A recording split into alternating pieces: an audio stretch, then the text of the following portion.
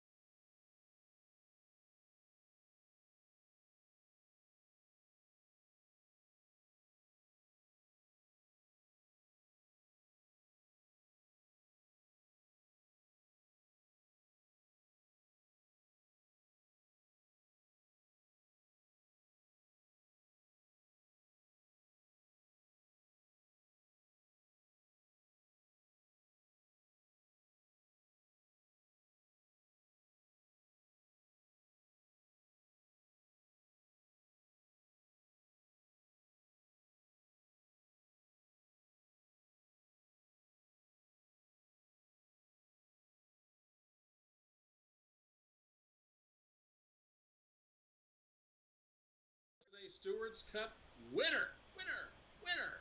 And let me tell you, folks, this horse can this horse rebound off a very tough effort in this race just 2 weeks ago And let me tell you, continue folks, dominance. I wonder if Glenn could have made some rebound bucks leasing this filly instead of running her in the Pegasus.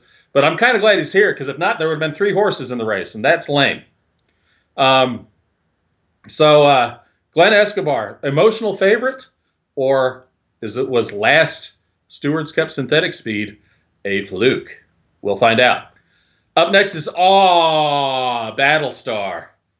Battlestar is owned and bred by Ricky Stam, sired by Battle out of Aw's Rabbit, a rabbit through the glass mirror.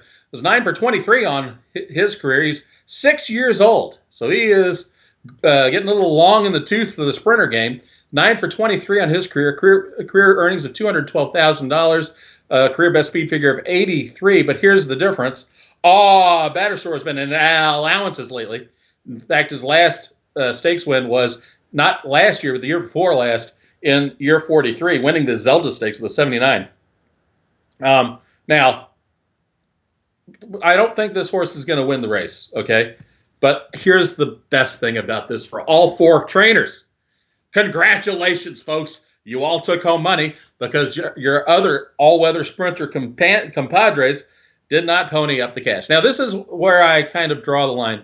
I'm never going to give anyone a hard time for entering a horse that might be on the fence in this situation. The reason being is if there's money on the table and you pick it up, how can you be faulted for doing so? So I would like to congratulate all 4 of our trainers in the all-weather Pegasus Summit. And with joy and anticipation, I turn over the festivities to the steward, Emily Shields, for the race call, which I think is supposed to happen soon. Okay, so the good news is that they heard some of that. Everything is now working as far as we're concerned. And I'm waiting till I know that they called, that they can hear me. And once I know that you can hear me, then I'll call a race because, that's what we're doing here today. So, yeah. We're only a little bit behind today. Can anyone hear me? Oh, thank goodness. I thought I was going to lose my marbles. Okay, the first race of the day is the Pegasus Summit, $2.8 million on the all-weather. The richest all-weather race ever run, right here, right now. A field of 4, 2 fillies, 2 colts. I have to cough, 1 second. And let's do it. They're off. A perfect break for the quartet. Battlestar shows speed, joined by Ghost in the Radio, then the 2 fillies, Emma Zombie, and then comes Walnut Bell. They're stringing out more than you'd expect out here. Battlestar clear by 2, scrimmaging hard to keep Ghost in the Radio at bay. Emma Zombie alongside and another 2 back to Walnut Bell, the trailer. The pace is quick though, rounding the turn, and now Ghost in the Radio goes to reel in the zoomy Battlestar. Ghost in the Radio is now the leader. Battlestar's game. Here's Walnut Bell. Emma Zombie has dropped back last, and they're into the stretch. Ghost in the Radio. Walnut Bell up second. Emma Zombie and then Battlestar. Ghost in the Radio is trying to hold off Walnut Bell, but Walnut Bell swoops in, and Walnut Bell swoops past. Walnut Bell will be the first Pegasus winner. Ghost in the Radio, and then Emma Zombie and Battlestar.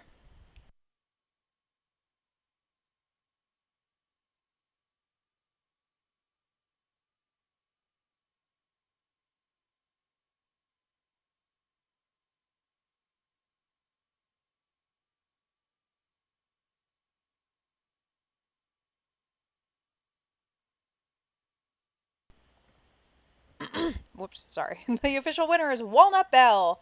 She's a 5-year-old black mare by Tractor out of Dreams of Belle by Smile for M. She was bred by Thomas Fallon and is owned by Glenn Escobar. This is her 11th win in 15 starts. And we're not messing around out here. We're going to go right into the next race, which is the Pegasus Dashy thing, I think. Maybe. So here's Scott again. Thank you, Emily. One of the most up-and-coming rising stars in the game. I can remember I can still remember when he joined because it wasn't that long ago. So that's why I can remember it. But let's get right to the turf, folks. It's time for the Pegasus Dash. We're going to break down this 5-horse field of all millionaires. When I broke this down for my terrible podcast, I was taken aback by not the depth necessarily of the field, but everybody looks like they have a good chance of taking it. Let's get right down to it. Drawing the rail is the year 44 Stewards Cup Turf Sprint winner, Meditation. This is a homebred for Rachel Sadler, a 4-year-old chestnut colt by Luxury out of the side-by-side mare Star Troopers. He is 10 for 13 on his career with $2.2 million in earnings. The career best speed figure of 98 took place a long time ago, but he just ran a 95, blowing away the field, beating Many Nights and Sound of the Storm by almost 2 lengths, which is an eternity in the turf sprint game. An excellent ground-saving run by Meditation. Won the Stewards Cup last year. Can he pull it off again just 2 weeks later? That's going to be one tough challenge. I knew I had a word there somewhere. But the point is, the Sound of the Storm is the 2-horse here. Sound of the Storm is owned by Kenzie Larkin. And while it's easy to look at that horse and say, well, this horse is so definitely too old to do this, I think we know by now that the older horse can win the big race. Ask Steph Lonro, ask Brad Davis if you disagree with that. This is a 9-year-old for Kenzie Larkin, and he has won $759,000 as a 9-year-old. This is a Stewards bred by Storm the Blockade, that's a long time ago. My gosh, I had a music in my mind, a guitar mare. 24 for 42 on his career with 1.9 miles, $1.9 million in earnings. And let me just say, how impressive is it that that this horse has managed to cobble together 42 entries? I don't have that level of concentration, folks. I just don't. And so I'm very impressed, and so should you. I think that it's just really kind of cool that Kenzie is able to keep this horse in training and competitive. Just came in 3rd place in the turf sprint with an 89 speed figure. That came off a very impressive string of over a year and a half of doing nothing but win. Okay, this horse is going to want to be on the pace, so the 2-hole is probably a good thing for him. So Kenzie Larkin trying to become the first non-fake turf winner. This is a good chance with this 9-year-old. I don't know.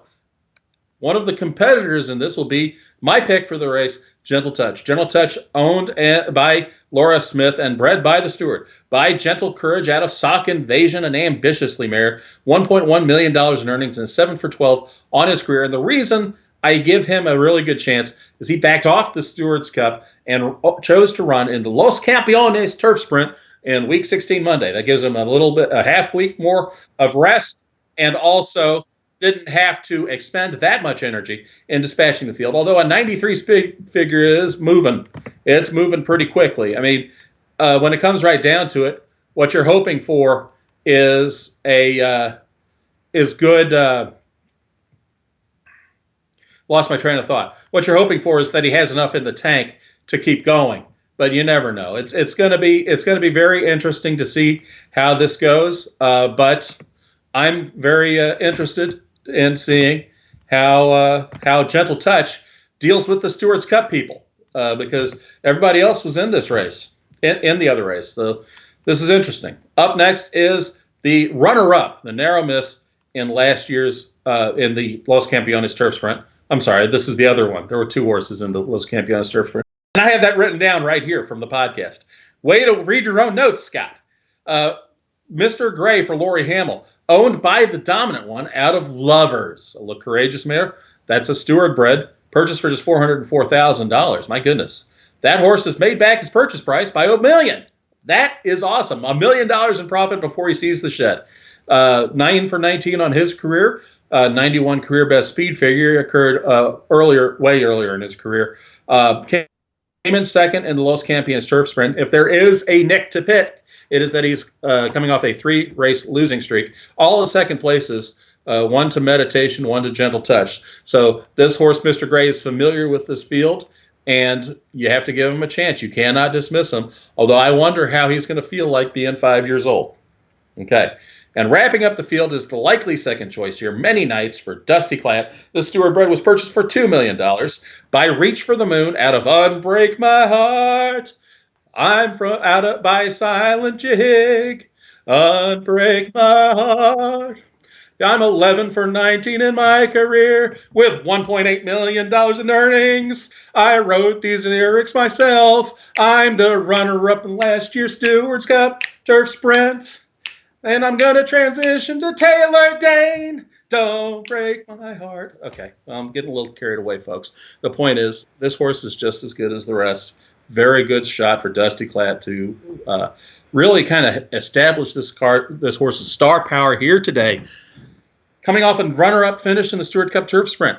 Only a 90-speed figure. I don't know how much he has left, but we will find out. And this is going to be a really interesting test. Let's go to Emily and find out what happens. Thank you, Scott. Thank you for tossing it to me when I yelled toss in your ear. It's post time for the Pegasus Dash, which is 6 furlongs on the grass for $3.5 million. I love this night. It's so fun. They're racing in the dash. Meditation was a step slow. Sound of the Storm, the old man has the early speed, and no one wants to go with him early. Sound of the Storm blasted out on the front end. Many Nights takes back second, Gentle Touch, Mr. Gray, and then Meditation is the early trailer. It's Sound of the Storm, and he's winging out here. He leads by 4 lengths and then some.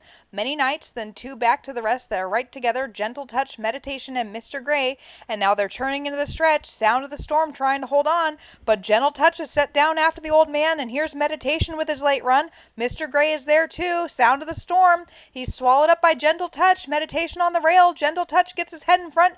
And Gentle Touch is going to score by a half. Sound of the Storm, Too Fast to Lose in a photo with Meditation for second. Then Mr. Gray and Many Nights.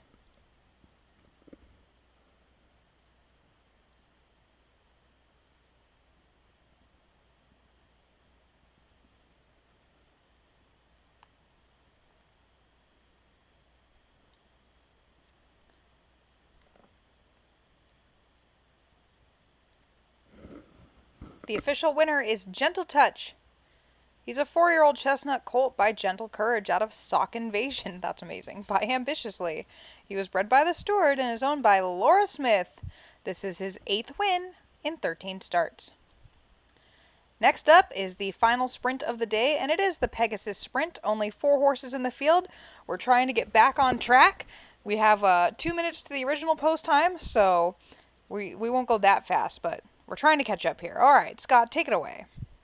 Wow, it's time for the Pegasus Sprint, everybody. Who's excited? I'm excited because I want to see what Chaos is going to do against the undefeated superstar, if looks could blank. Anyway, as I pull this race up because my internet's slow for some reason, let's go ahead and break it down. Drawing the rail is the undefeated Xander Zone bred superstar, if looks could. What can be said about this horse that hasn't already been said?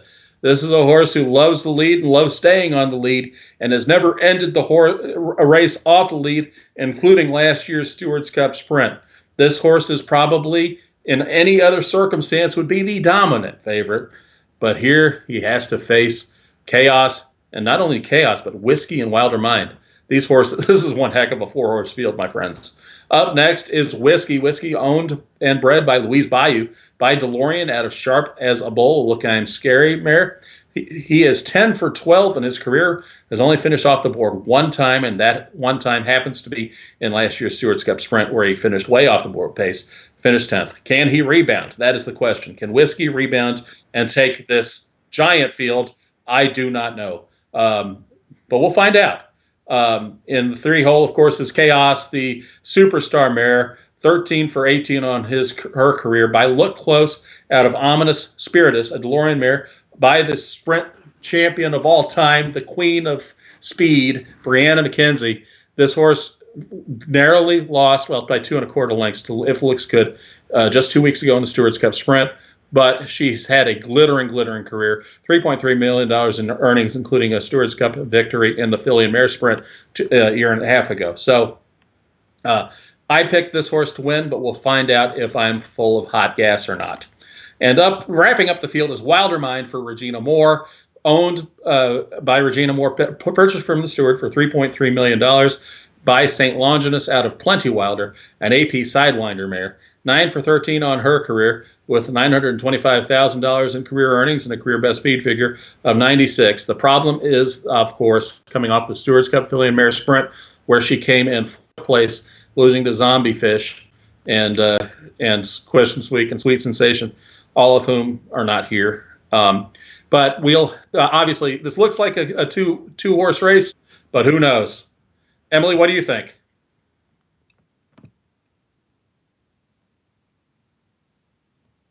I think that this is a very interesting race. I really thought that we would get more entries than 4.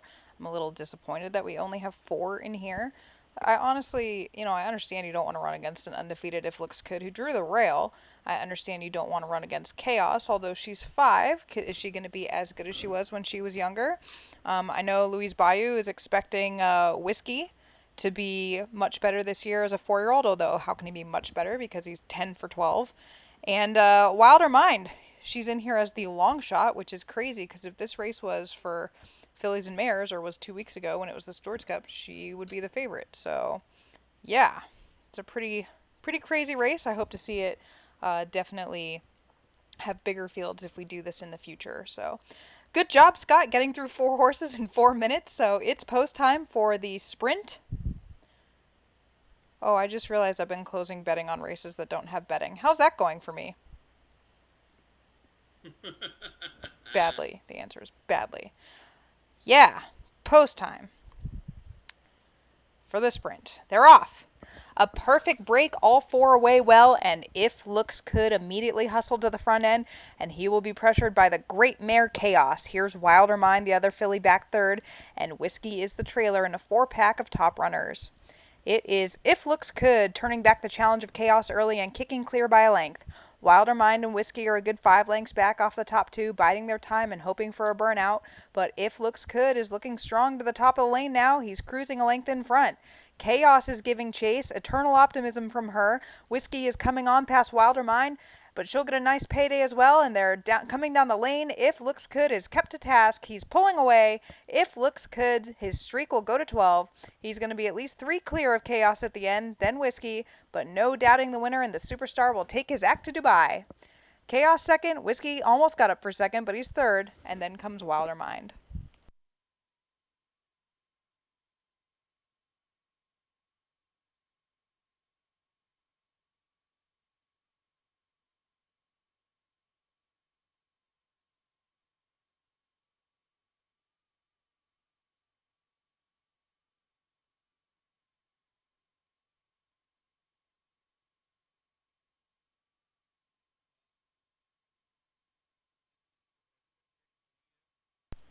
The official winner is If Looks Good. He's a 4-year-old black colt by Look I Am Scary out of Jealous Look by Nicholas. He's a homebred for Xander's Own, and he's now 12 for 12. And he's rich.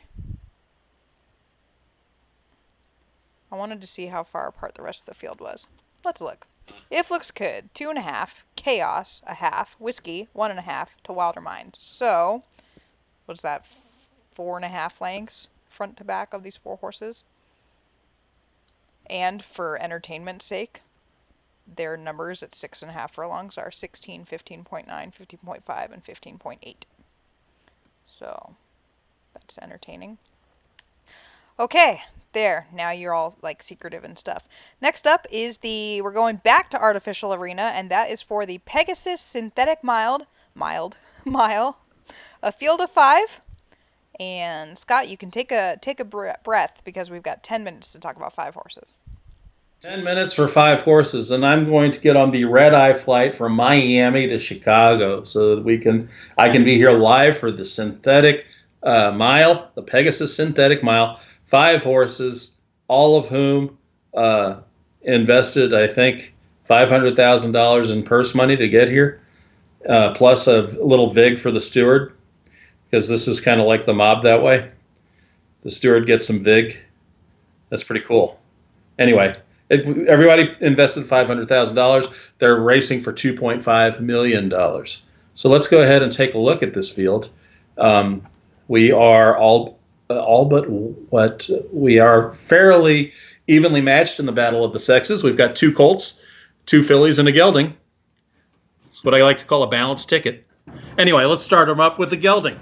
Regina Moore has Powered On, because that's how I start my day. I'm powered on. This is a white gelding, age 5, by Team Power out of Nevada Heat, a start sizzling mare.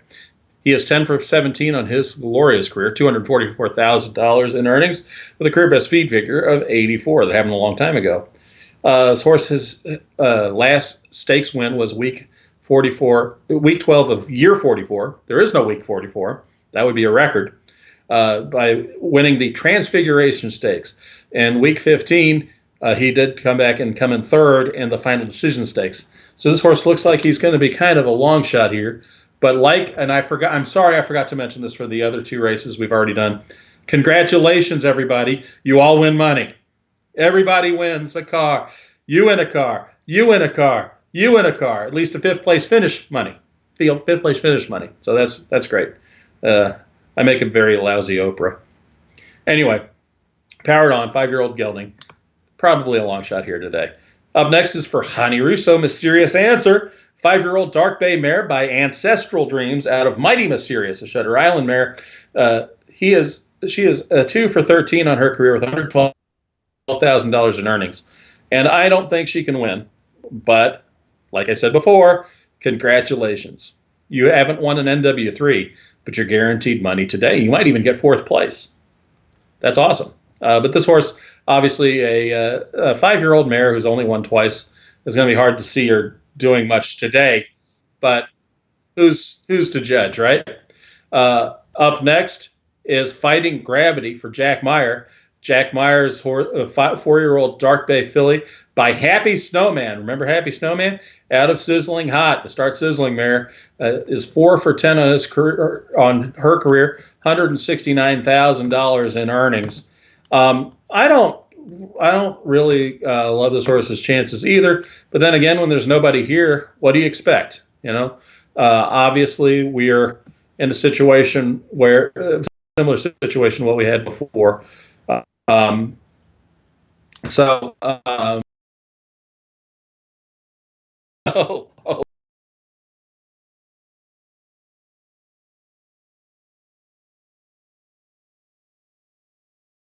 Is owned and bred by Nina Olson, by Snowflake out of Dandelion Fuzz, an elusive award mare, and Snowfall is 7 for 10 on his career with $779,000 in earnings. This horse, if you look at the spreads, loves to be on the lead. Absolutely loves it. So I like to see, the way I like to say it is, you're probably looking at a match race between this horse and the five horse, simply because of the way the investments went for this. For whatever reason, there weren't a lot of all-weather milers who put up money. So those who did get money, and you have to love that. And at least we have a good match race between 2 horses who are fairly evenly matched. If you look at Snowfall, you see the long lists of wins. You see a 4-race winning streak, including the Stewart's Cup Synthetic Mile, week 16 Monday, just 2.5 weeks ago. So there you go. And the biggest competition is going to be Cindergaard. This homebred for Dusty Clad is by Elusive Reward out of I've Been Shotted. Didn't Dusty draw the outside on another 5-horse field similarly? This is kind of Many Nights and Cindergaard both catching the outside. How does Dusty feel about that? But it doesn't matter because it's only 5 horses.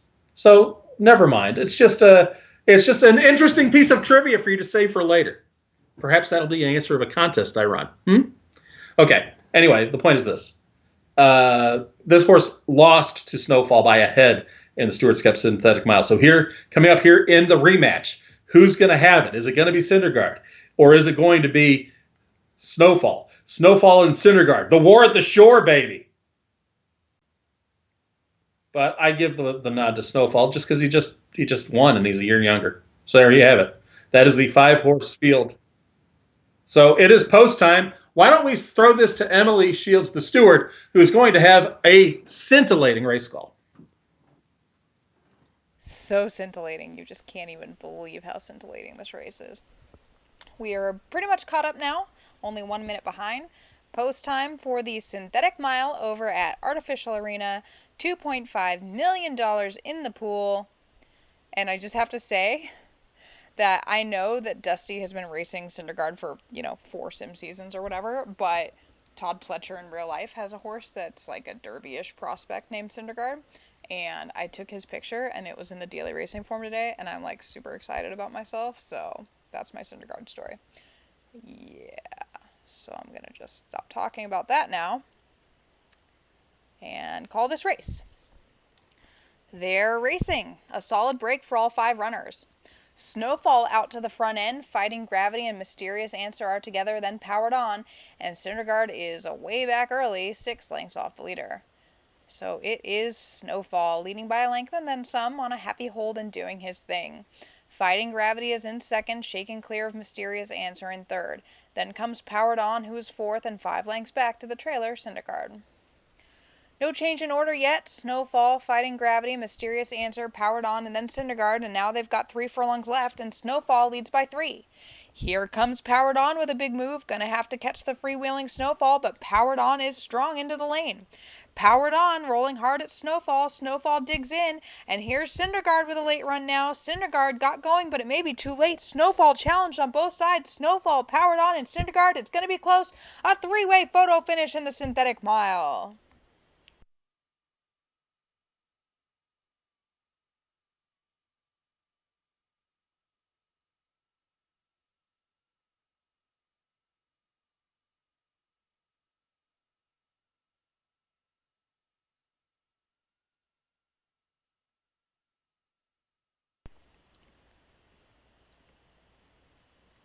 The results of the photo are in. In a big upset, the winner is Powered On over Snowfall with Syndergaard third. Powered On is a 5-year-old white gelding by Team Power out of Nevada Heat by Start Sizzling. He's a homebred for Regina Moore, and this is his 11th win in 18 starts. It's actually a lot of wins, considering his only $244K in earnings. Let's contemplate this for a moment. He's running the Gelding World Cup and won. He skipped the Stewards Cup last year. Okay, next up, we have the Turf Mile, which I believe is one of the top races of the day, field-wise. Very good field. 11 horses. We're not messing around in this one, so here he is. It's Scott. Thank you, Emily. And congratulations to Powered On. He certainly was for this race, even though he's running a little lighter than the rest of them. Congratulations. This is one heck of a field, because this is the question.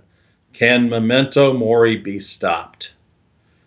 This is 11. There are 10 horses in this glorious field that tell me the answer is, you betcha, I'm going to put up my own money to make sure it happens. So what do we have to say about all that?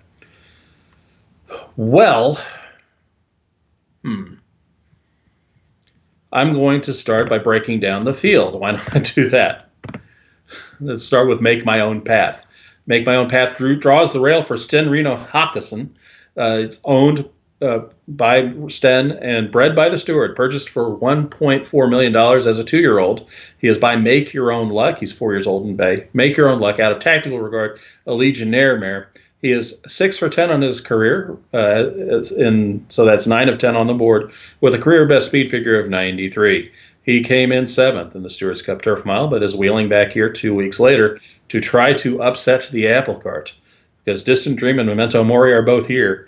And Distant Dream has beaten him pretty badly in the past. So Sten's going to try to get some money here with Make My Own Path. Up in the 2-hole is Famouser for Iggy Timeshek. Iggy's horse is by worldwide fame. He's a 4-year-old bay colt by worldwide fame out of Aerobatics in Eohippus mare.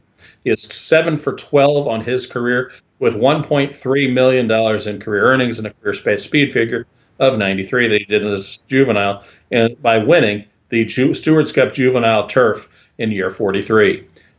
As a 3-year-old, it was a little bit hit and miss for him, but he did come in third in the Stewards Cup Turf Mile, a couple lengths behind Memento Mori.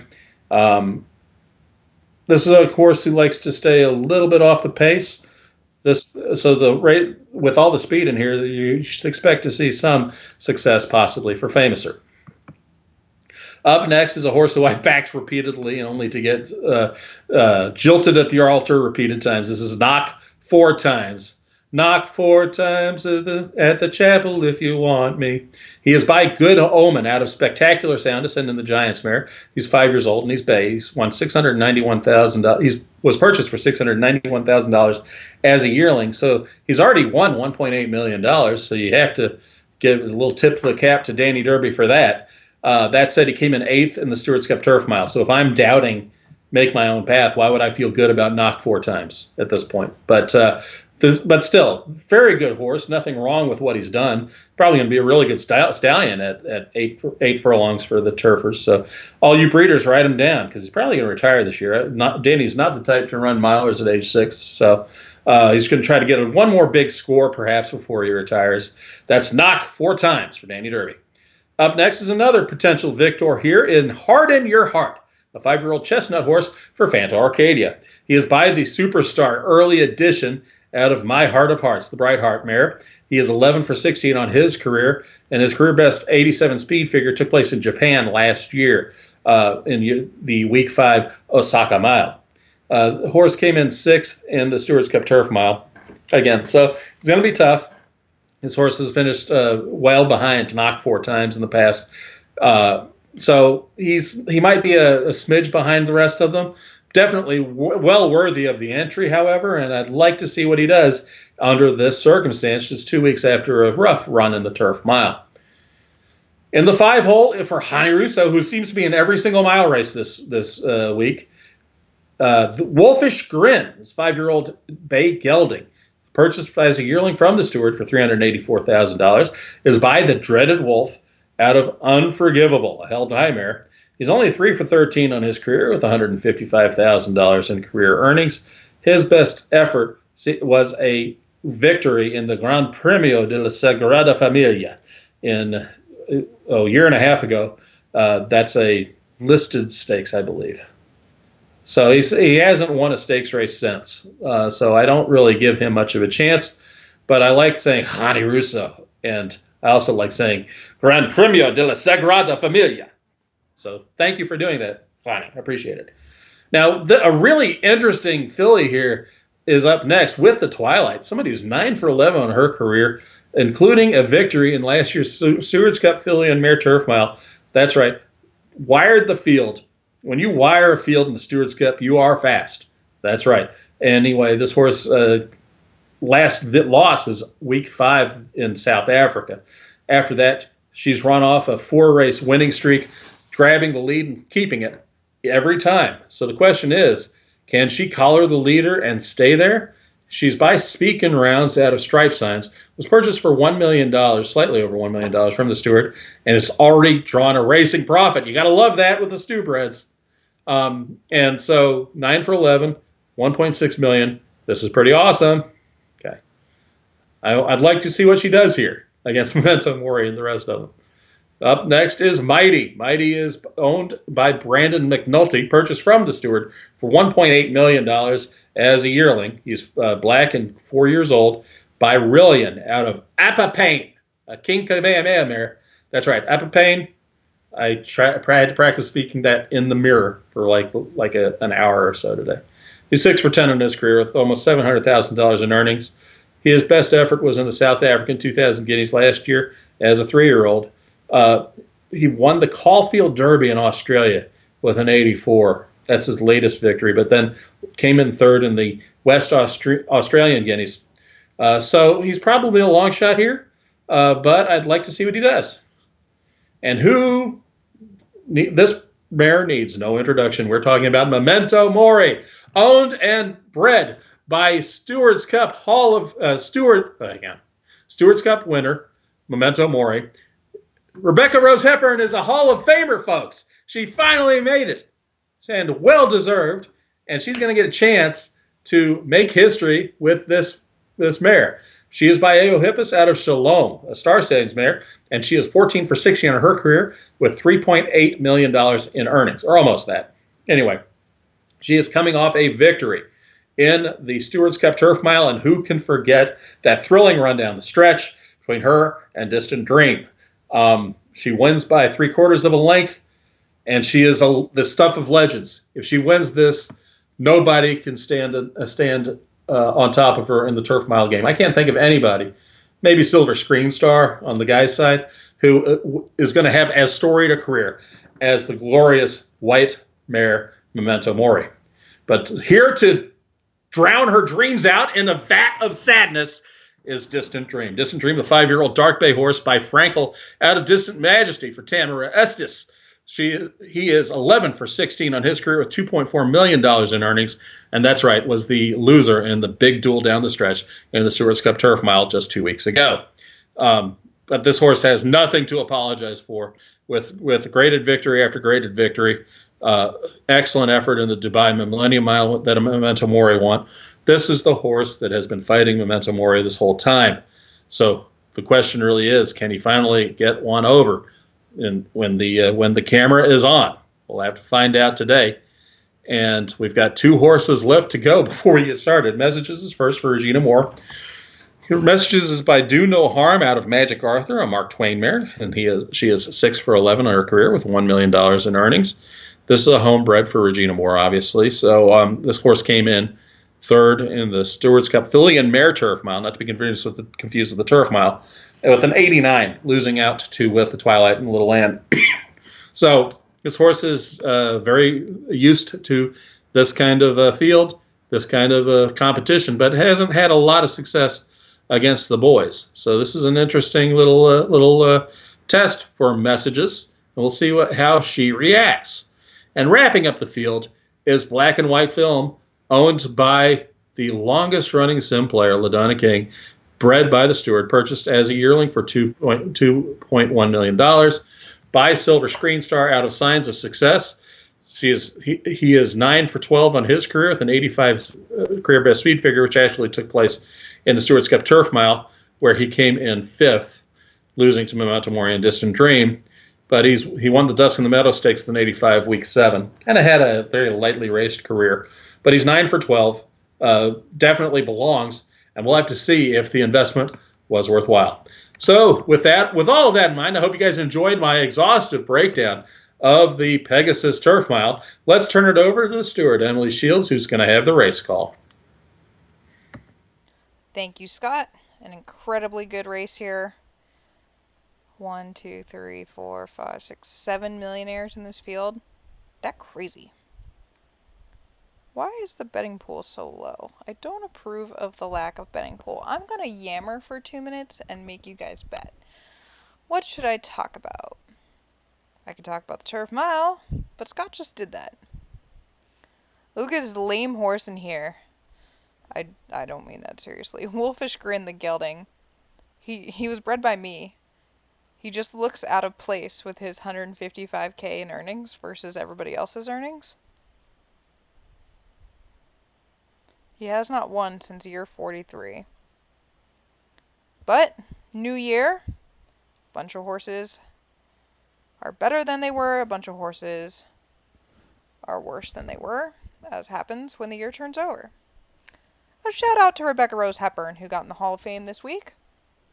I honestly, this is not a slight against Rose at all, but I honestly thought Carolyn Ayton would be a first-time balloter. She was on this year and did not get in. She finished 2nd. 1 vote ahead of Steven Saratoga in 3rd. So, yeah, good job to all y'all. No one has bet since I said to bet, so People clearly are not listening to me. That's okay. Lag City, baby. Oh, that's true. It is Lag City. I forgot about that. Gotta close the betting on the pick 6. Done.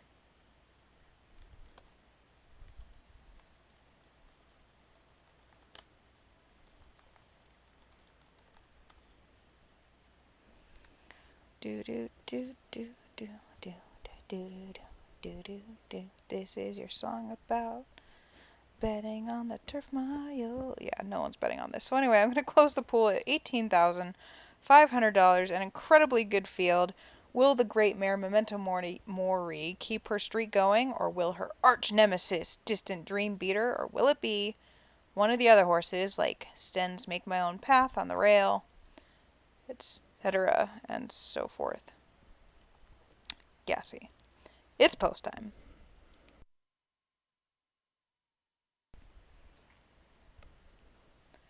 They're off. Memento Mori a step slow, black and white film as well. They don't want the lead anyway, though. That honor goes to Wolfish Grin, who is joined by With the Twilight. Now here's black and white film hustled up, Memento Mori and Knock 4 times, Distant Dream, Famous Air, Harden Your Heart, Messages, Make My Own Path, and Mighty is going to be the trailer as they go around the turn up to the backstretch. They are led by Wolfish Grin, a length of black and white film, who is chasing second. With the Twilight is third. Memento Mori is fourth, happy with her spot, and then Knock 4 times. Distant Dream is reserved in 6. Famous Air, Messages, Harden Your Heart, Make My Own Path, and Mighty is a dozen lengths off the leader. That leader around the turn is Wolfish Grin.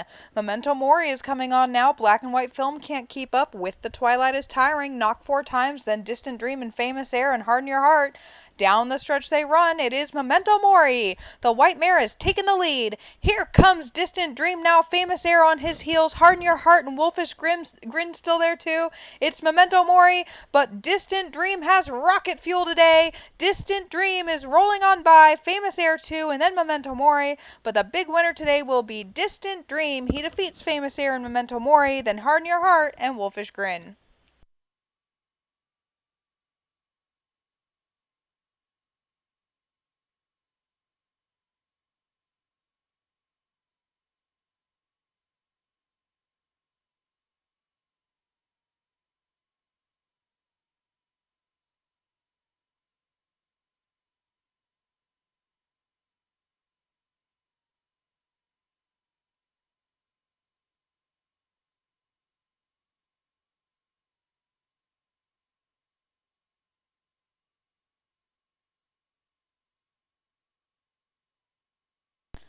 The official winner is Distant Dream.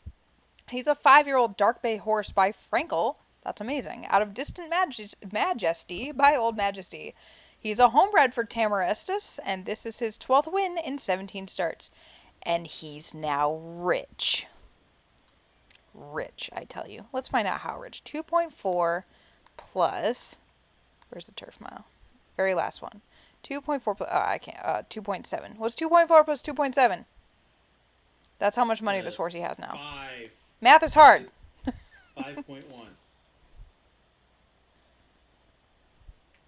5.1. 5.1. Yeah, Scott tells me it's 5.1. Scott's the winner. Famous Air, a very good second, just ahead of Memento Mori third. Such a good field.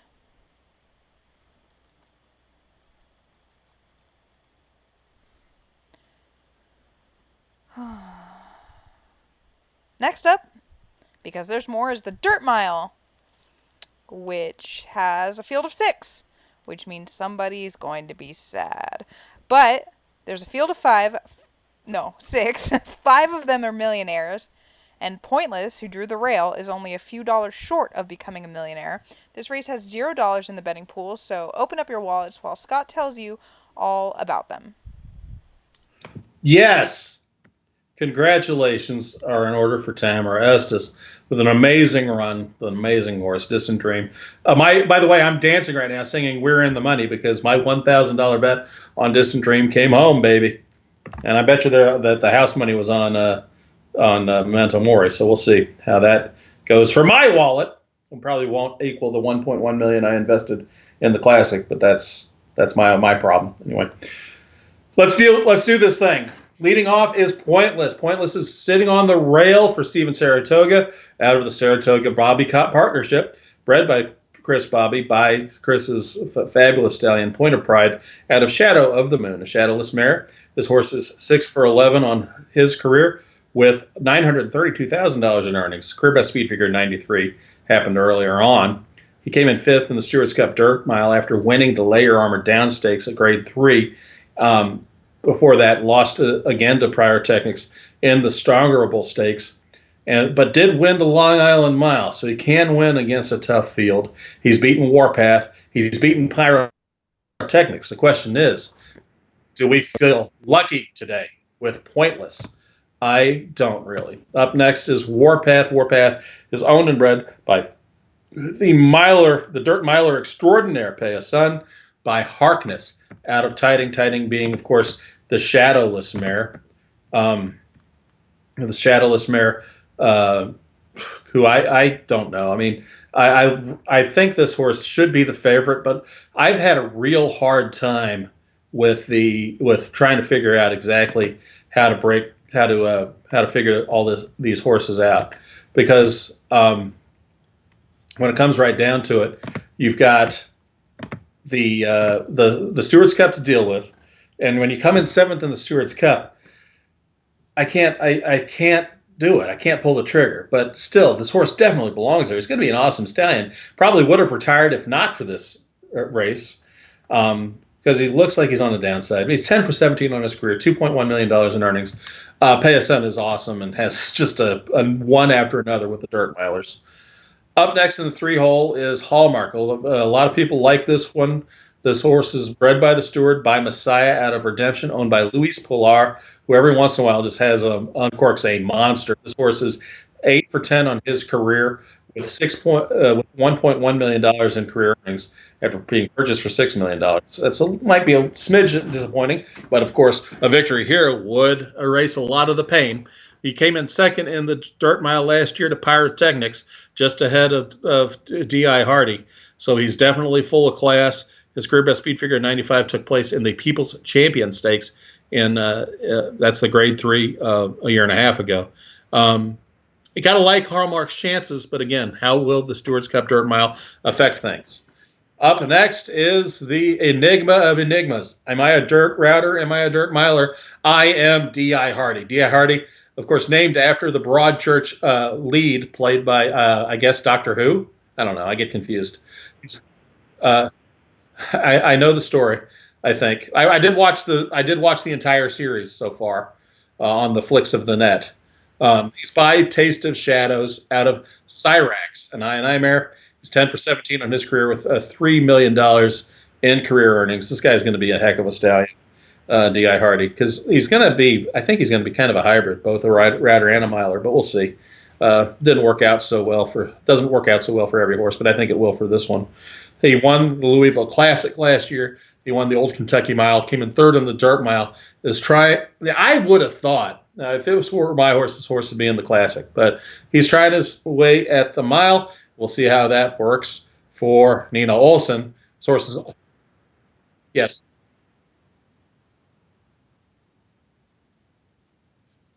I've been noted by my producer that Emily is running a marathon outside at the moment, chasing down elusive electronics or a toddler. I'm not sure which. We'll just keep moving.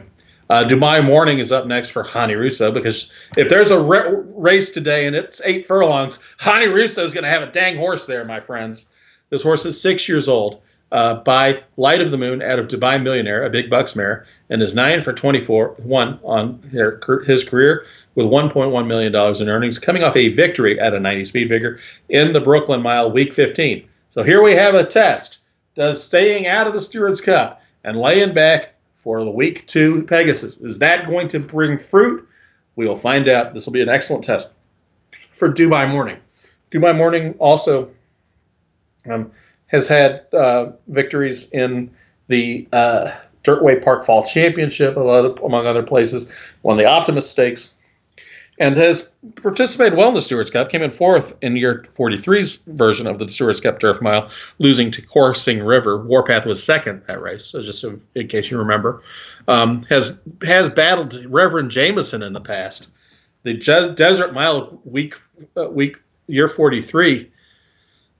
So he's knocked around against the toughest ones. And up sixth is Pyrotechnics, owned and bred by Tom Mudgett. He is the defending Stewards Cup champion at the Stewards Cup Dirt Mile. He defeated Hallmark and D.I. Hardy in the Stewards Cup just 2 weeks ago. He is by Little Gift out of Pyrotechnic Gal, a Pyrotechnic Guy mare.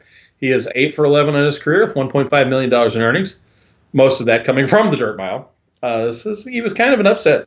So the question is, can you rebound off that tough an effort just 2 weeks ago and win the Pegasus? That is the question for Pyrotechnics. I think I hear Emily back now, so I don't need to expound on a story or anything. I can just kick it back to her, I think. Emily, what do you think of this race? I'm surprisingly happy with this field. Yes, there's only 6 horses in it, but if there was going to be a race with 6 horses, these are the ones I'd want to see. I'm not disappointed a little bit like I am with the sprint. I think $3 million for a dirt mile race is amazing. I love the fact that D.I. Hardy is here. He could have gone to the Classic, but he's here instead. He was a Stewards Cup winner at 2. How's he going to be now that he's 5? That's the big question.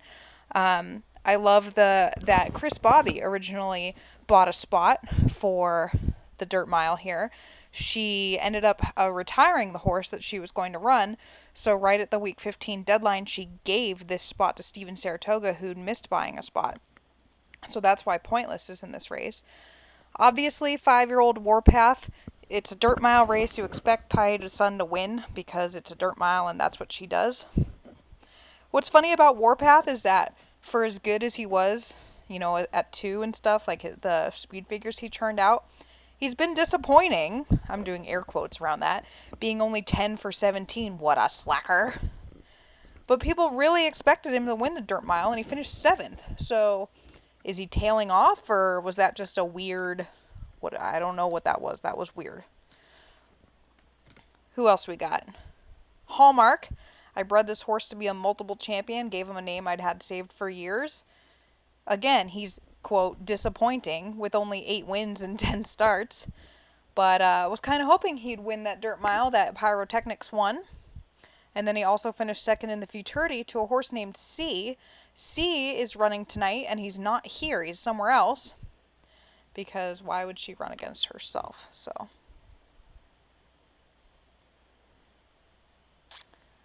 I'm missing one. Oh, Dubai Morning and Pyrotechnics. I'm missing 2.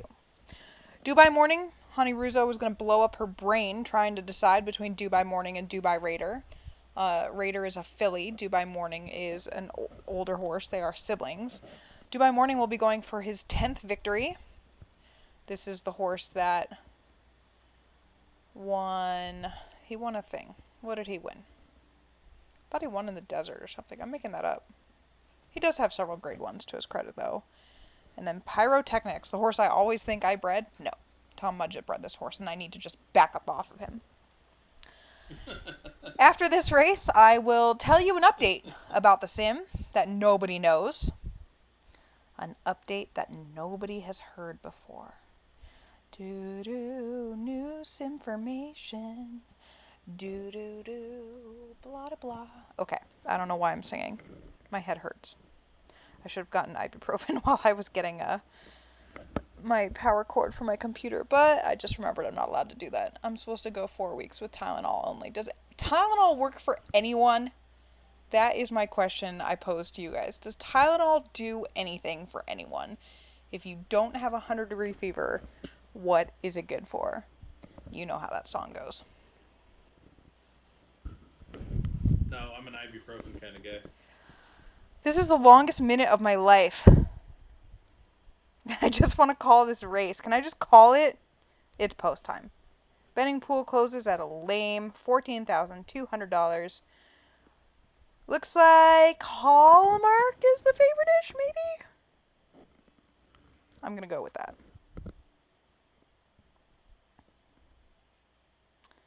They're racing. Warpath hesitated a bit at the break.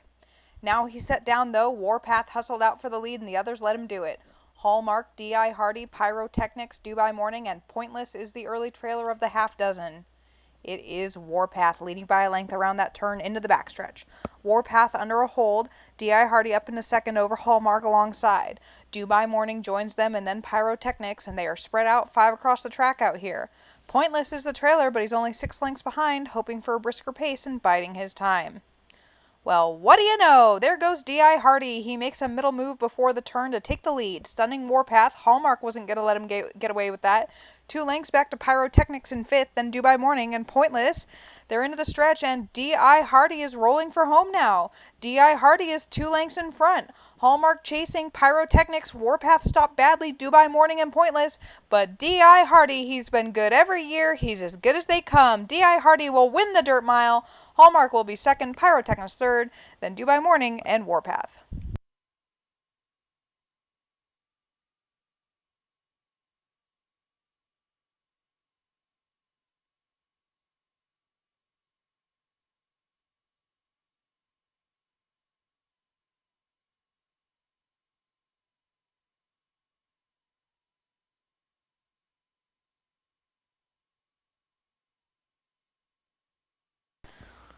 The official winner is D.I. Hardy. He's a 5-year-old dark bay horse by Taste of Shadows out of Syrax by I&I. He was bred by the steward and is owned by Nina Olson. He now goes over $5 million in earnings, I think. Let's look. Dirt mile. 1.5. No, he's just short. Just short. But $4.5 million in earnings for a $1.2 million purchase. And as Nina pointed out, his full sister, Shadow of a Doubt, is coming up at auction. Make sure you give me all your money. Because I like money. That's the last of the miles, and now we have the 3 route races. The back to artificial arena one more time for the Pegasus route, followed by the turf and the classic, which have expensive purses. But before we do that, let's talk really quickly about the change is gonna come to the sim. Because you guys are so excited about changes. Okay. There's good news and there's bad news. Uh-oh. It's gonna be okay. I promise it's gonna be okay. I'm gonna believe you. So as you noticed in our thing where we changed all the dates and stuff, which we did because a very large population of the sim is in Europe and Australia. I'm sorry, North Americans, you are not the only players, and I know that it's hard. And it's not fair that you don't get to be like the only people we're thinking of, but that's why we did it. When that happened, everything changed so that like it's all on Pacific time, the day changeover. So midnight is day 1, and then at midnight it changes to day 2 instead of when results run, right? We all know that we were not happy about that situation in regards to workouts, because that means that if you are trying to work your horse on, I don't know, Saturday night after results or whatever, if you want to do a Saturday workout, you can work on Saturday, but if you want to do a Monday workout or whatever, you had to wait. Well, so there's good news. Don't panic. We added day 7 so that now your Sunday workouts are on Sunday as a day 7. That day counts. So instead of being like day 7 or Sunday and Monday are Monday, now Sunday is a day, which is good. I'm like talking with my hands. I'm like bracing you guys, which is good because now you can add that day.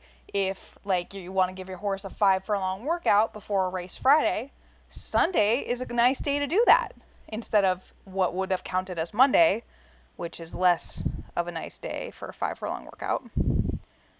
So that's brand new. That's starting this weekend. You can do things on a Sunday. Furthermore, it's not quite ready, but it should be ready this weekend. You will be able to schedule all your workouts and gallops and stuff for the future. You get to pick a day. Okay? And walk away. Pick your day and walk away. So you don't even have to be there. You don't have to log on the weekend if you can't. Or on Monday if you can't. Okay?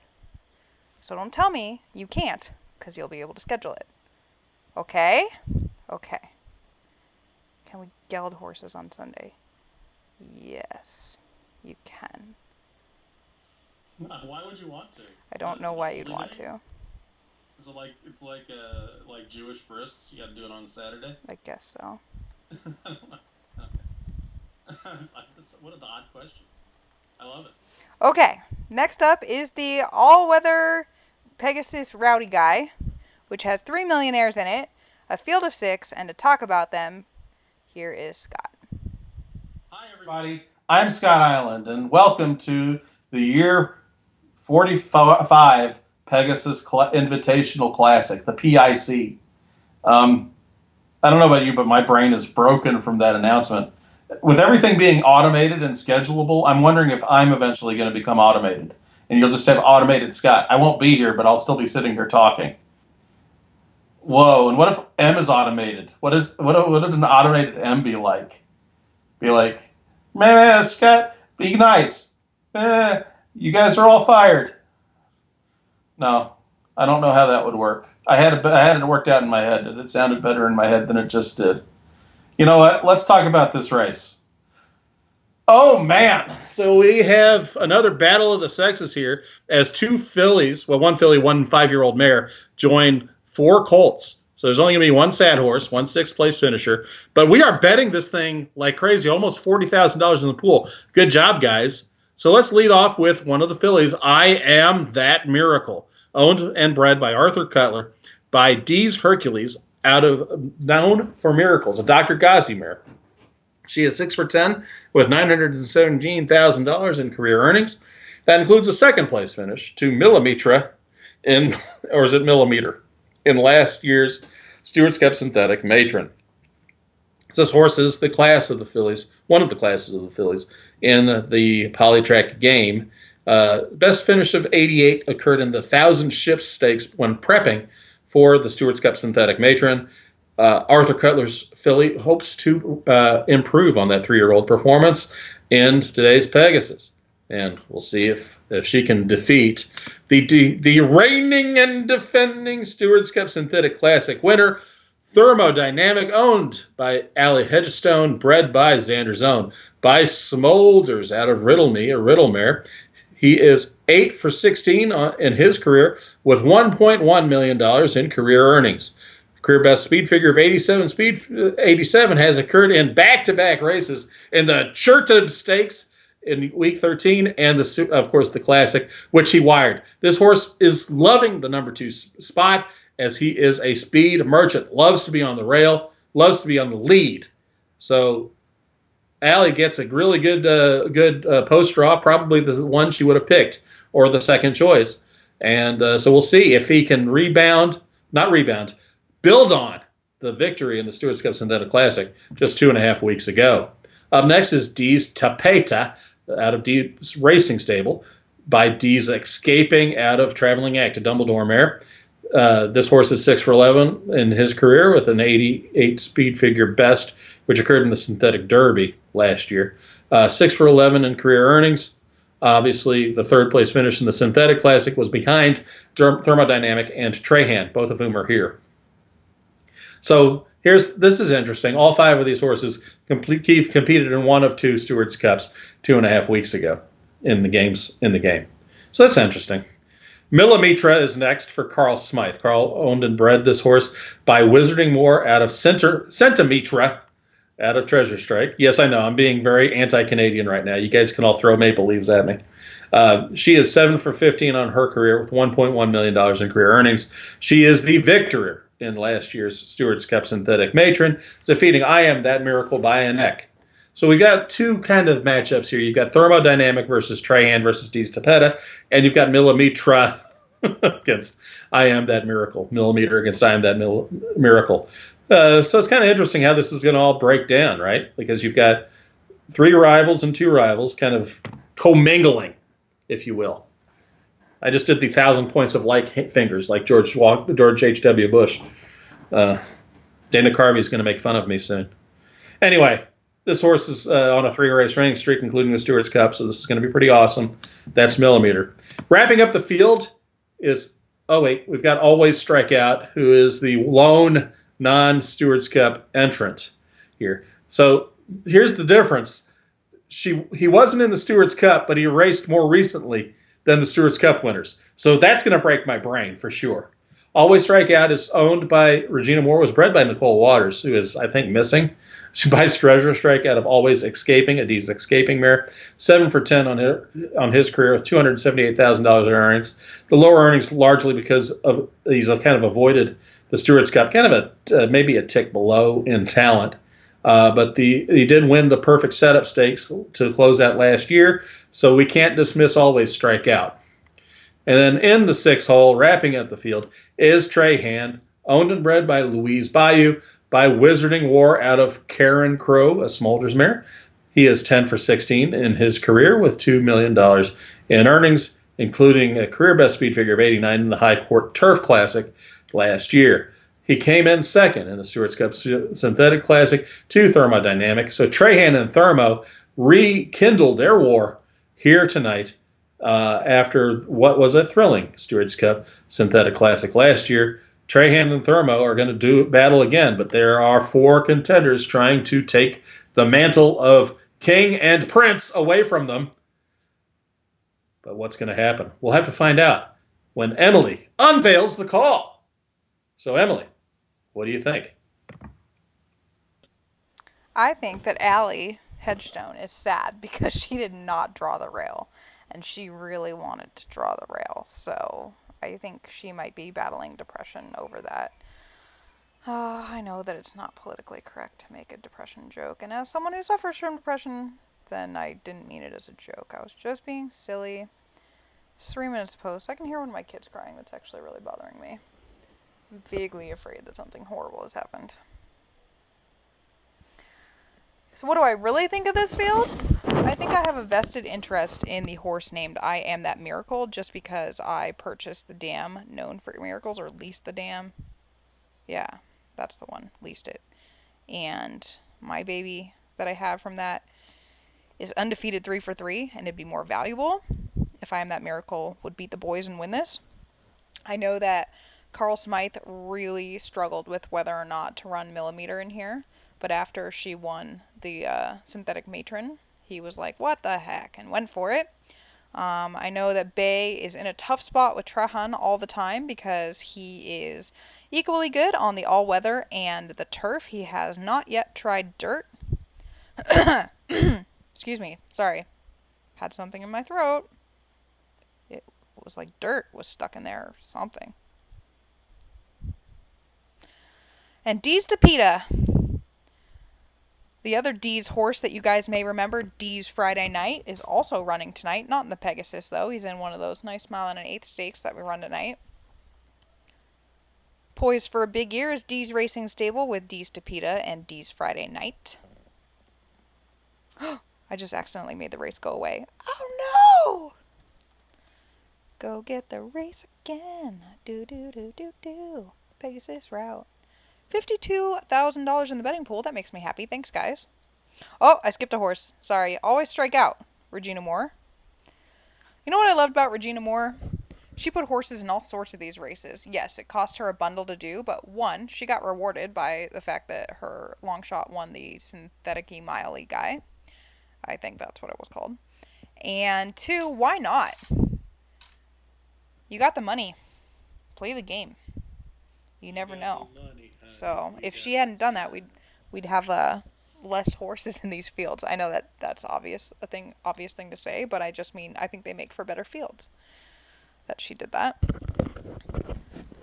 I'd have to think that good old Thermodynamic from the 2 spot is the favorite in here.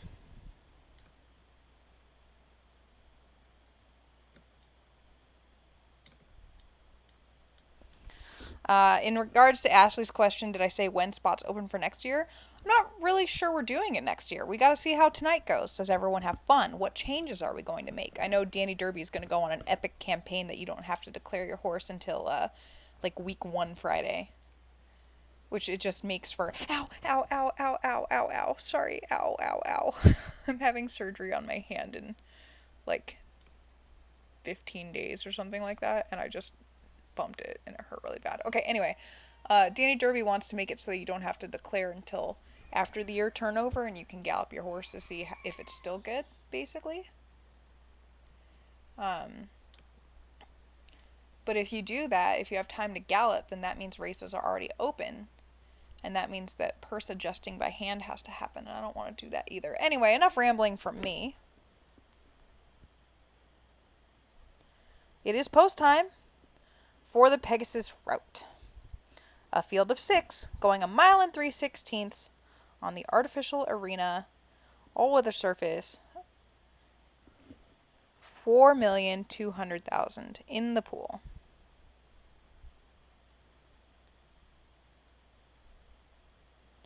They're off. Always strike out, bobbled a bit, but he's up and on his way. From the inside, here is Thermodynamic with Speed. I Am That Miracle joining along the rail. Those two early. Nope, now Thermodynamic shakes her off. D's to Peta, Millimeter, always strike out, and then the trailer is Trahan, and that concludes the 6-pack. It is Thermodynamic leading into the turn by 2-ish. I Am That Miracle on the fence with D's to Peta out wide. The mare Millimeter always strike out, and then Trahan trails. 6 furlongs left to run in the route, and Thermodynamic strums along 2 in front. He is unthreatened early. I Am That Miracle and D's to Peta are the 2 stalkers. 4 back to Millimeter, then always strike out, and the trailer is Trahan. It's time to get going as they reach the furthest point, and they're into the turn. Thermodynamic is mildly encouraged to keep his mind on running. I Am That Miracle, D's to Peta growing weary. Millimeter is making a move, and here she comes. Always strike out, not today. Trahan's finally starting to pass horses, and they're into the stretch. In the $4.2 million route, it is Thermodynamic, untested, unasked, and still cruising on. I Am That Miracle, Millimeter, and Trahan, then D's to Peta, but they are all chasing a powerful performance. Every pole was a winning one, and Thermodynamic is home free in the route. Millimeter second, I Am That Miracle heads out Trahan for third.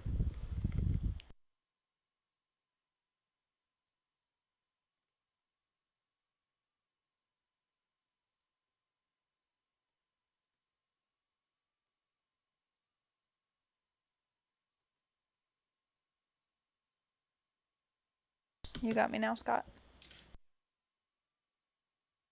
Skype is awful. The official winner is Thermodynamic. He is a 5-year-old dark bay horse by Smolders out of Riddle Me by Riddle. He was bred by Xander's Own. What? I didn't know Xander's Own bred this horse. He now has 2 winners on the day and is owned by Allie Hedgestone. This is his 9th win in 17 starts. And also, he's rich. We have 2 races left on the day. The first one is the Turf, the richest race today. $13 million purse, 13 horses in here. Such a good race. So let's talk to Scott about it because that's a better plan than me. Absolutely, yeah. You know what? I'm very excited about this race, and I don't want to shortchange it. But a quick word about the all-weather. I actually enjoyed breaking down these fields today. I wasn't expecting to. I love the fact that you have folks that aren't used to being on the broadcast on the broadcast. That part is super cool. So congratulations, Allie. I don't know if those of you who are listening or know, if to the extent that I am sane, it is because Allie does a lot of work behind the scenes on my stable to keep me from just completely falling off the grid.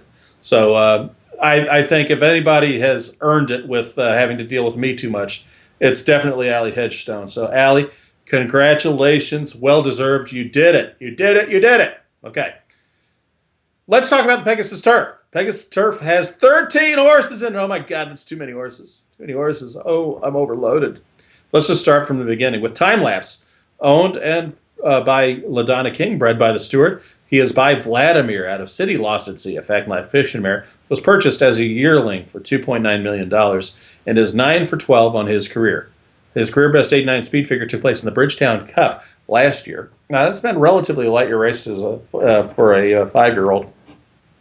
Came in 10th in last year's Stewards Cup Turf, and he drew the rails. He's going to be a long shot here today, but he's an excellent horse and probably a decent stallion prospect if you look at that female family with Vladimir on top. Got to love that.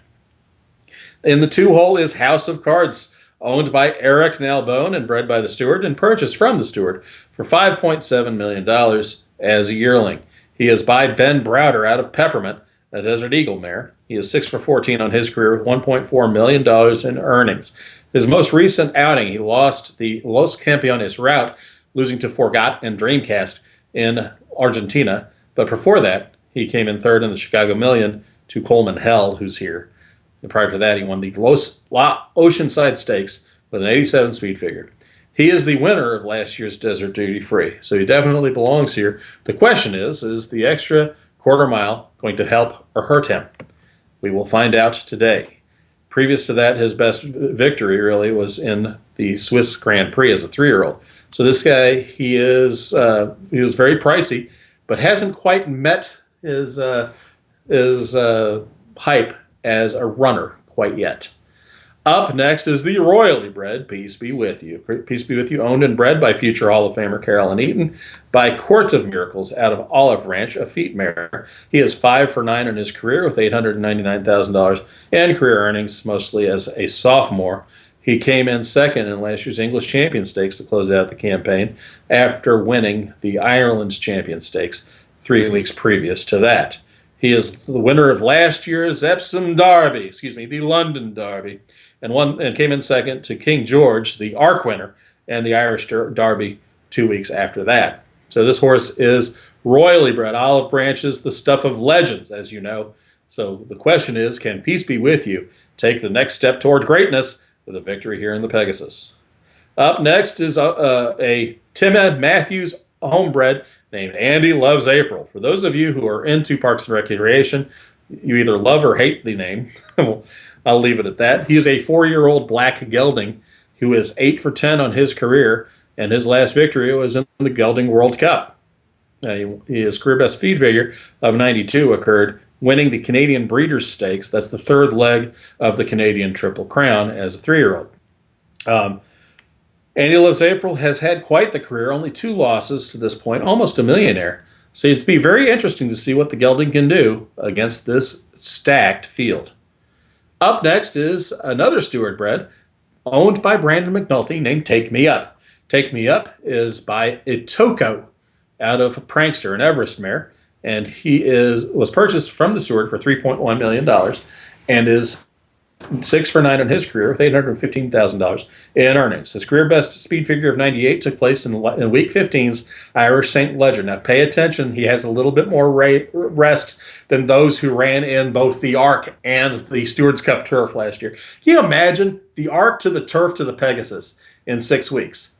That's grueling, folks. I don't know who's going to be able to withstand that kind of pressure, because that's crossing an ocean and then racing three awesome, totally just bodacious races in 6 weeks, and you've got a transatlantic flight in between all of that.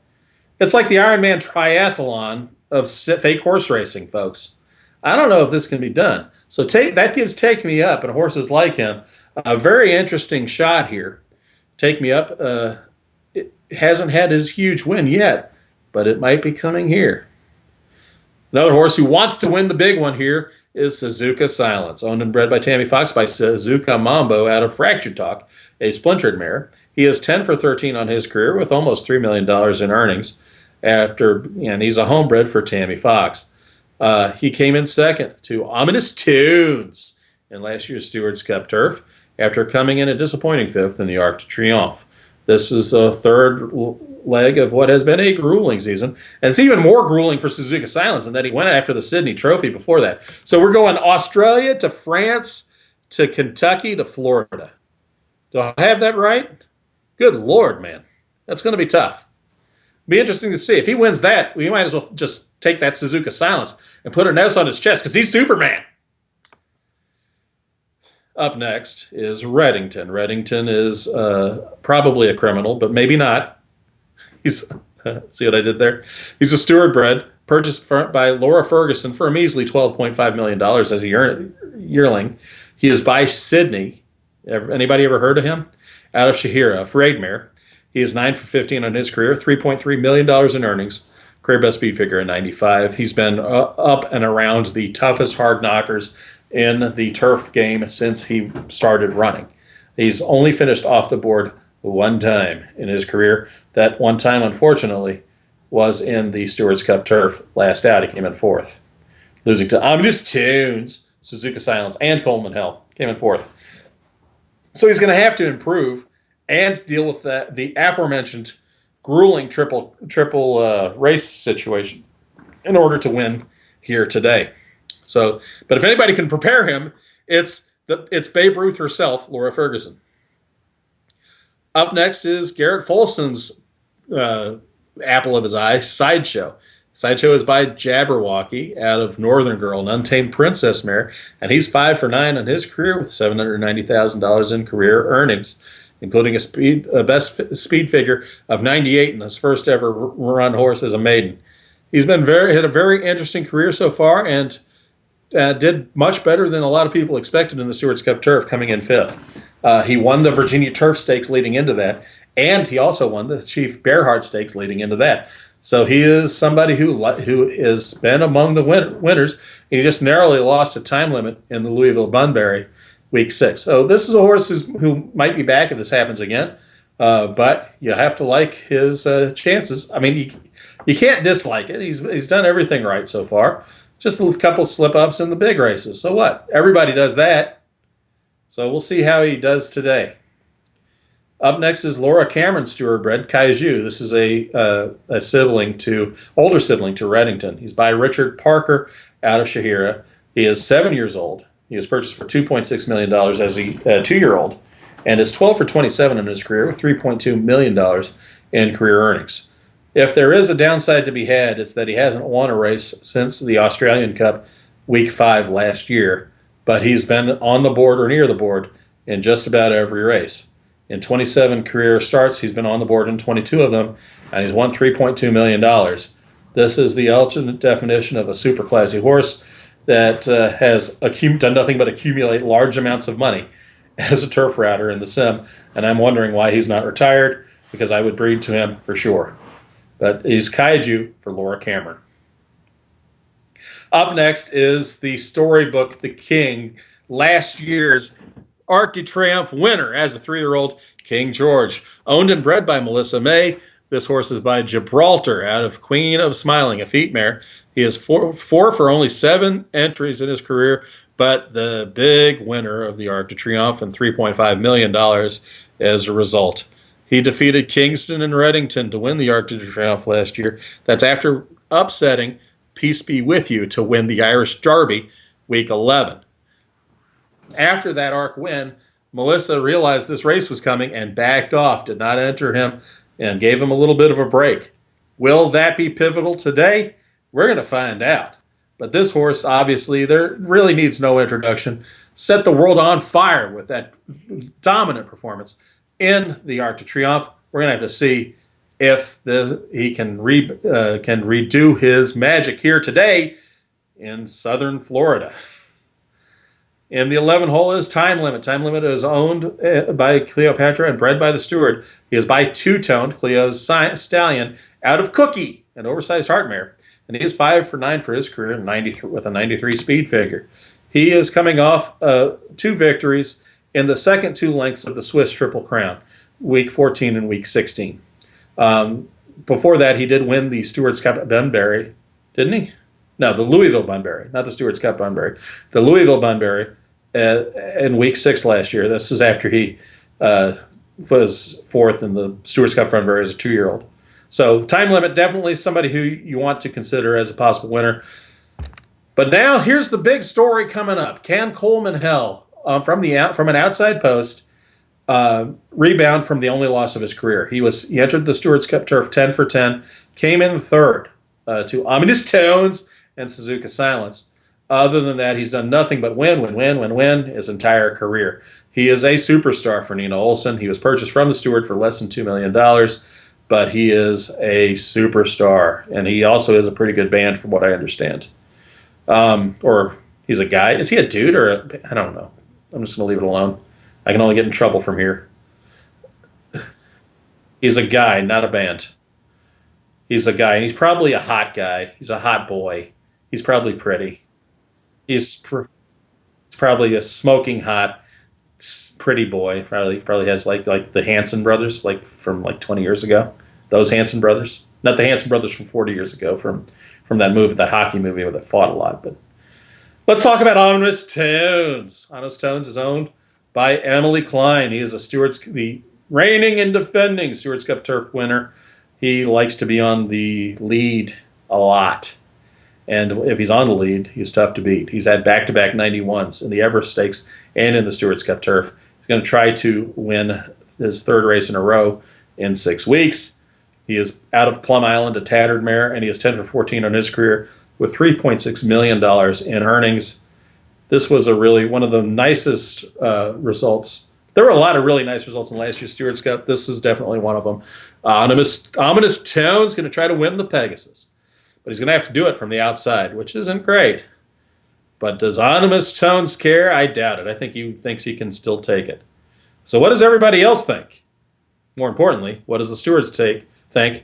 And even more importantly, what are the horses going to do? Let's find out. Emily?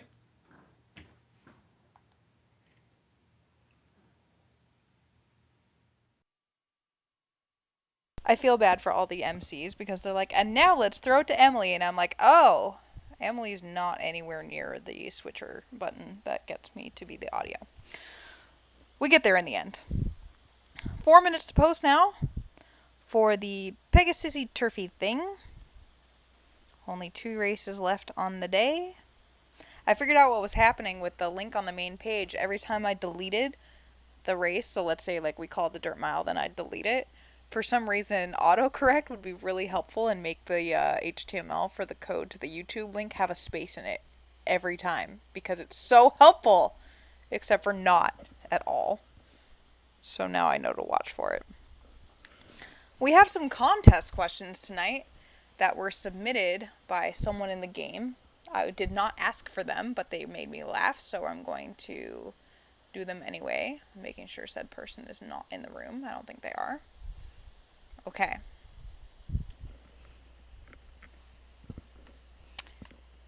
Making sure I'm on.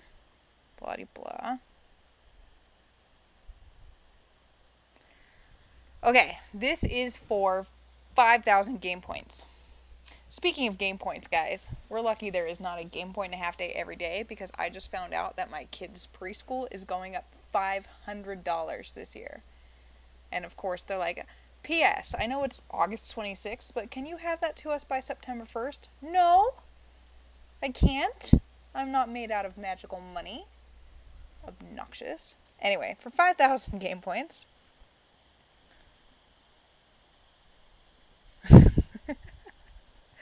This is actually really hard. For 5,000 game points, if you're the person who submitted this question, you cannot answer it. What is the most common first name for new trainers of the year? In all the history of new trainers of the year, what first name is the most common?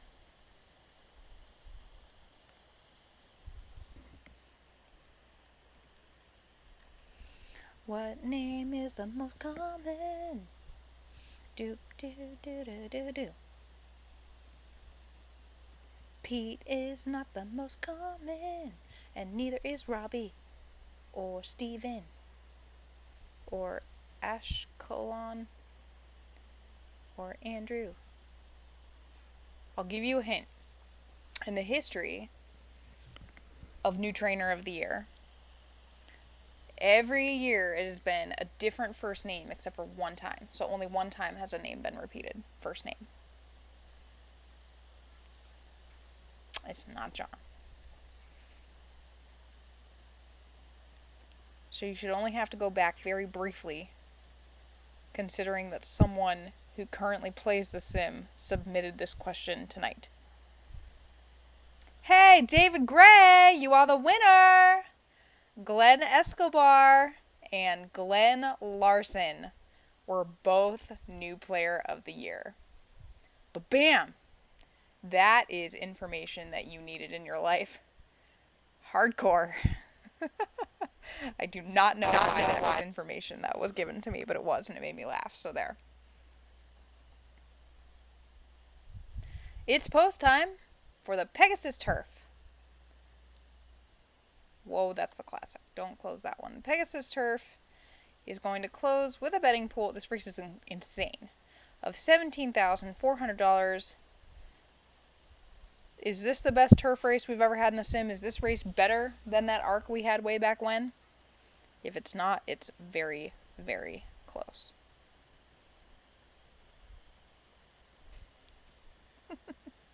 Dan, you make me laugh. At least I'm not being fussy. It's post time. If I can find the Word document. Hey, there it is. Oh, yeah. I didn't do this one. I'm going to turn it back over to Scott for a minute. Like 3 minutes. Hey, Scott, it's your turn for 3 minutes. Do like Okay. some sound effects or something. A lot of people tell me that I should try a vaudeville act, and I've been trying it out a little bit here.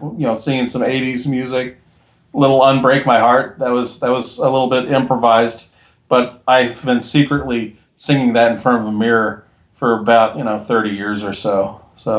Um, but I'm not going to regale you guys today. All I can tell you is that it's been a lot of fun, more than I expected, breaking down these fields. And it is a true. I mean, for those of you who have never done this, it's a true treat having the steward in your ear. Um, because you hear things that you just don't expect, and some things that are a little bit, mildly terrifying for a mom with, twin toddlers. But when you're living the glam life, like the Stooge clearly is, things happen, like crashes, unexpected screaming and stuff. Although that hasn't happened much today, although she did take off in the middle of a call saying, "I might not be back for a while," and just vanished. It was pretty excellent. I hope you guys. I wish you guys could have heard the terror in my voice when I realized I might be talking for a while. Um, she kind of like now, except I know that she's there. She's typing up a race call that I thought was finished hours ago, personally. But yeah, you know what? The race is happening in real time right before your very eyes, and it's about to be revealed. So, who do you guys think is going to win this thing? Is it going to be Ominous Tunes? Is it going to be Coleman Hell? Is Coleman Hell going to roar back and reclaim the mantle of Turf King? Is Dan Kaufman going to misorder their horses again in his article?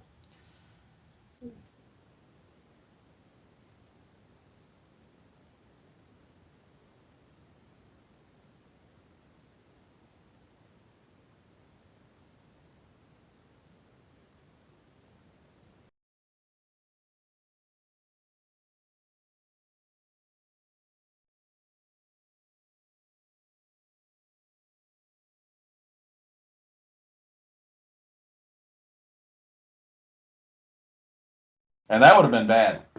Um, so I hope you guys are enjoying the call, and I hope you guys are having fun with the earliest. This is like the earliest we've ever done a broadcast, right? Week two. Like I haven't even recovered from last year's Stewards Cup yet. This is quite something else. So anyway, Mishak is awesome, Pete. Thank you for bringing her up. She's awesome. She was one of my favorite horses ever. She's won two Stewards Cups. She is special. But Emily is finally done with a race call that was totally done hours ago. And oh my gosh, you guys. Emily, why don't you pick it up and run?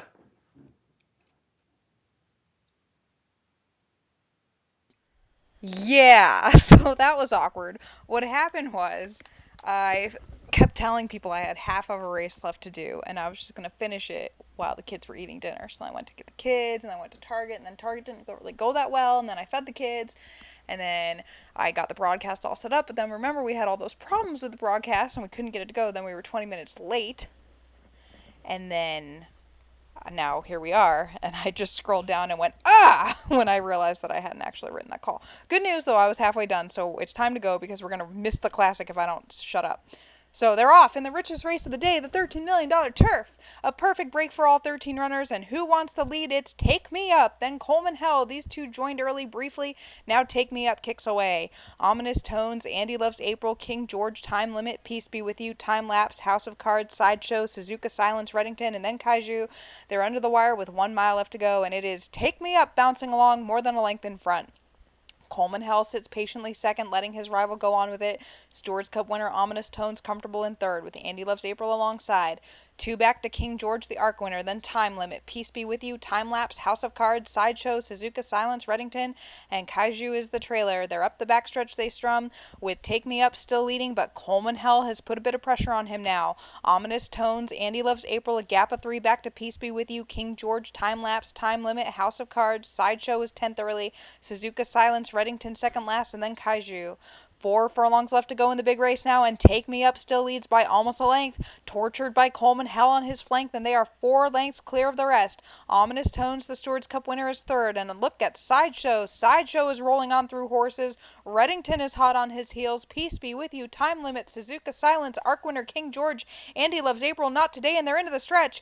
Take Me Up and Coleman Hell are set down, stride for stride, with Sideshow splitting horses and coming on. Reddington, Peace Be With You, and Suzuka Silence. It's a wall out here. Ominous Tones is next, but Take Me Up is holding Coleman Hell at bay. Sideshow splits them. Sideshow up into second. Reddington and Suzuka Silence. Take Me Up. He's bravery unwavering today. He will win the turf and add 6.5 million to his tab. Sideshow and Coleman Hell, Reddington, Suzuka Silence, and Peace Be With You.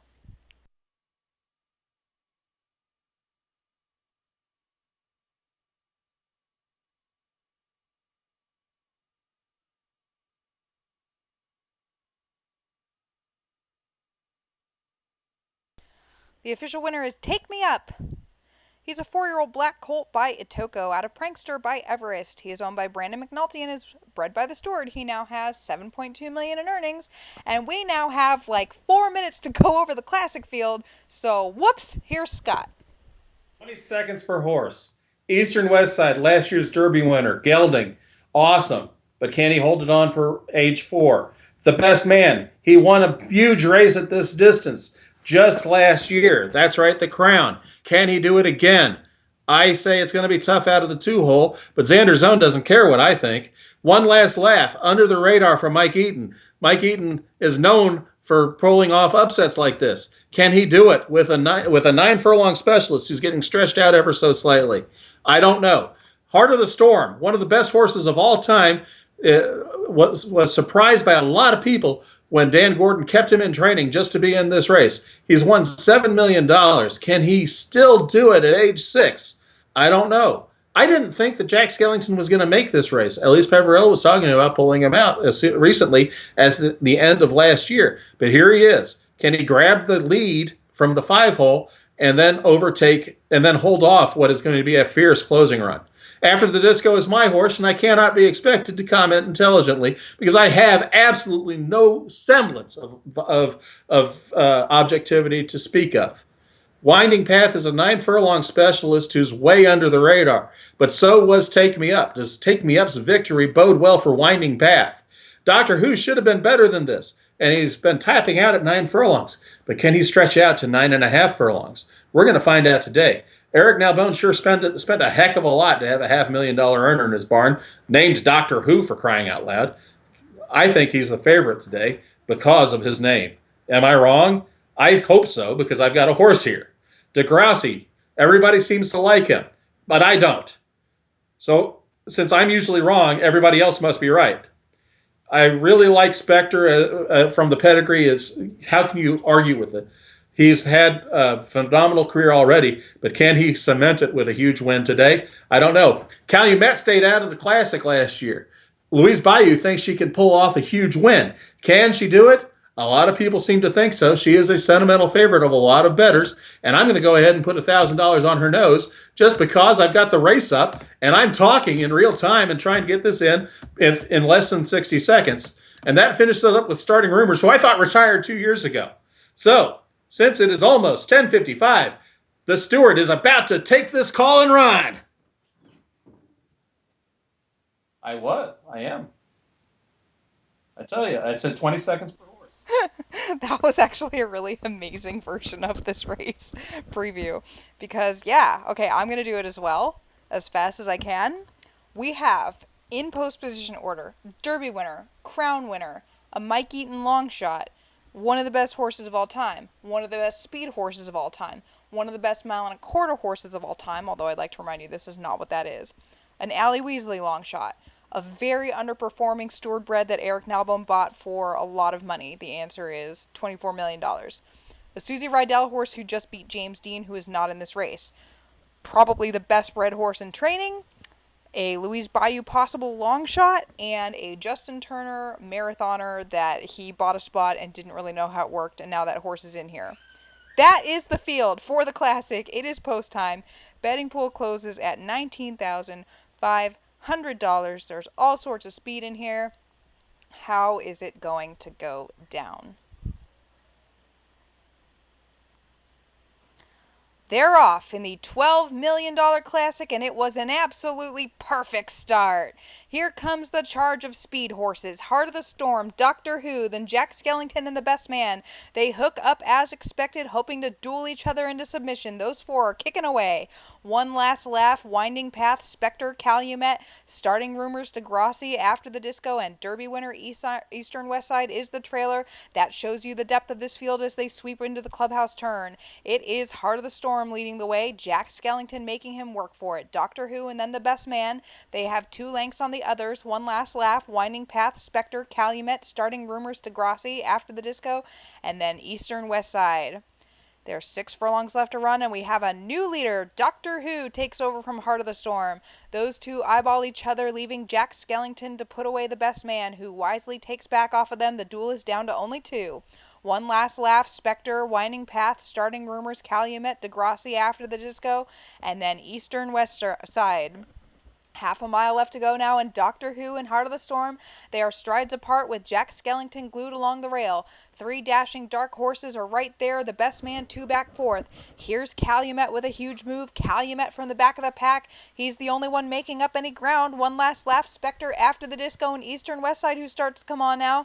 They're at the top of the stretch in the $12 million Classic. They've been glued together throughout, and now they throw down the gauntlet. Doctor Who, Heart of the Storm, and Jack Skellington, these 3 aren't giving an inch.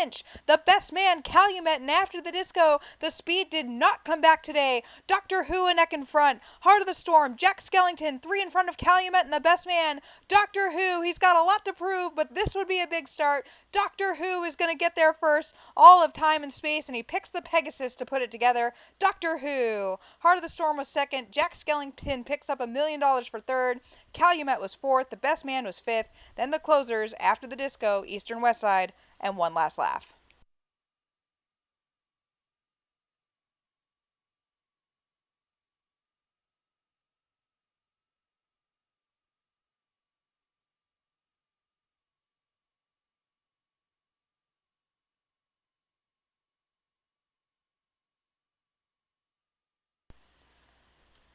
Well, all that excitement about a $12 million dirt route race, and Eric Nalbone wins it. The official winner is Doctor Who. He's a 4-year-old black colt by Doctor out of Timeless by Just Victory. He was bred by the steward and is owned by Eric Nalbone. This is his 8th win in 11 starts. Up until now, he was pretty much a big disappointment, running 11th in the Louisville Derby, 6th in the Baltimore Crown, where people thought he'd win. But he has won 4 straight now. Second was Heart of the Storm. I do believe the big horse will retire tomorrow, with a lot of earnings to his name.